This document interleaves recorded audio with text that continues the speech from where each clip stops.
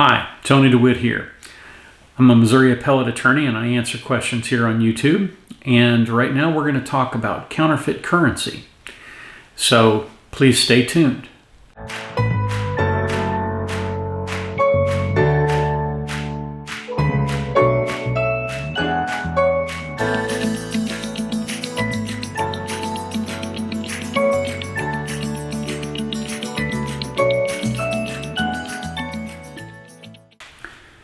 So, ever since there have been forms of money available, there have been counterfeits.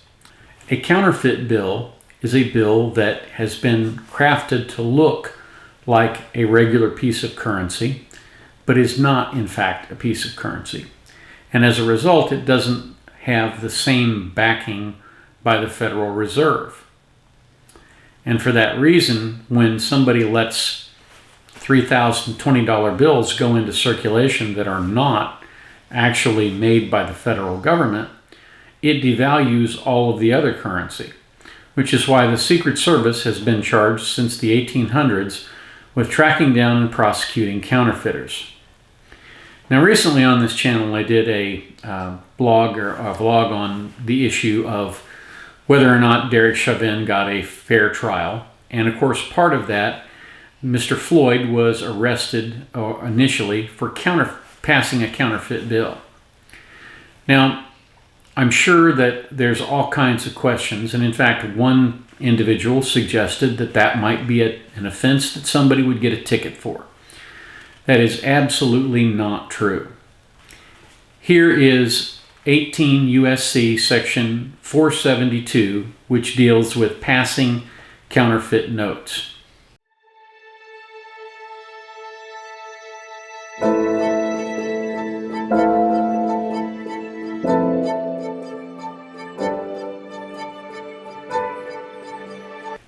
As you can see, the penalty for violating 18 U.S.C. section 472 is fairly severe. You can go to federal prison for 20 years. Hey, if you're enjoying this, do me a favor and smash the like button for me. It doesn't cost you anything and it makes you feel good all over.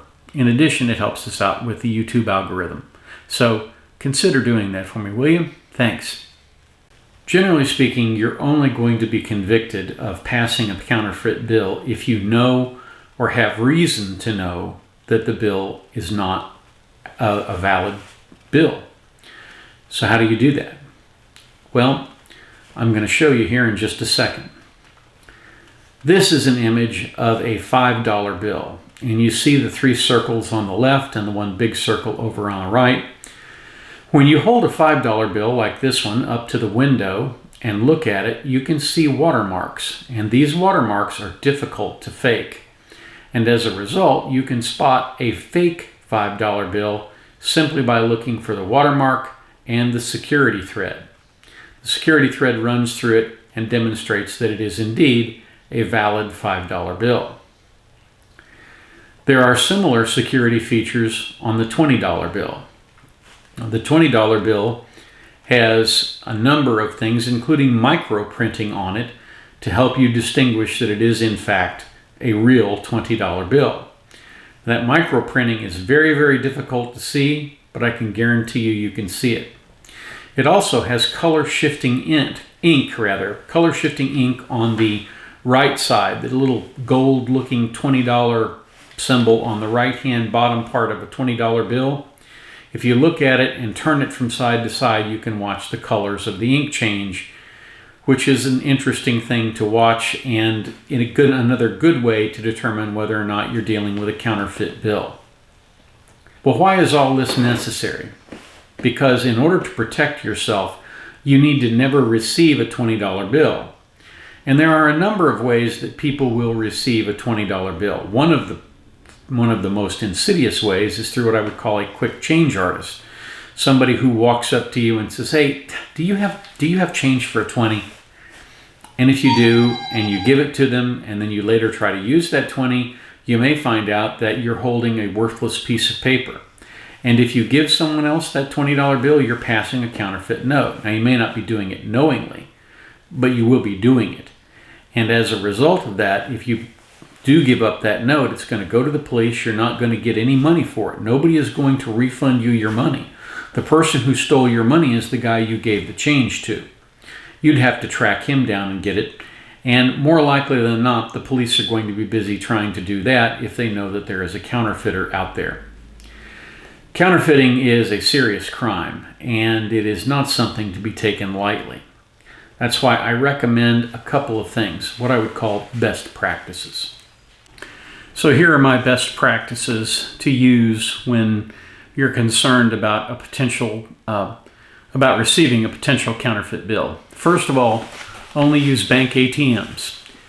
Non-bank ATMs may have other servicers fill their ATM drawers, and as a result, they may not be as careful as a bank would be in making sure that the currency that they give out is all U.S. currency. So if it has the name of a bank on it, I'd use it. If it doesn't have the name of a bank on it, I wouldn't. The next thing I would do is whenever I got change from anyone, if it involved a $20 bill or a $5 bill or a $10 bill, I would hold that up to the light and I would check it. The website, which I'll talk about in a little bit, uscurrency.gov, has a number of illustrations online that show you how to check for counterfeit currency and for all of the things that are definitely going to be there on a real bill that may not be there on a fake bill. So check your currency when you get it. You can buy a battery-operated UV light, and a battery-operated UV light will show you the security strip in these bills. And if you don't see a security strip light up under a UV light, you may have a counterfeit bill. Another option, of course, is to pay with a credit card or PayPal or other electronic means that doesn't involve using a cash system. That will keep you from getting a counterfeit note as well. Finally, I would say that if someone comes up and asks you to make change for them, that you tell them that you made a deal with the bank, that you don't do banking and they don't do your job. So I just don't ever give anybody any change, particularly when they're trying to pass off a 20 or a 5 or a 10, simply because there is too great a chance of that note being counterfeit. And again, if you get a counterfeit note, you're stuck with it. You're out the money. Finally, if you have any doubt that you may have received a counterfeit note or that somebody may be passing counterfeit notes, call the police immediately. They want to know that kind of thing, and they will get right on it and hopefully put an end to that kind of thing. So if you have any questions, please feel free to drop them in the comments down below. Otherwise, I'd appreciate it if you'd smash the like button and give us a big thumbs up to let other people know that the content here is useful and helpful. Otherwise, thank you so much for watching and have a terrific day.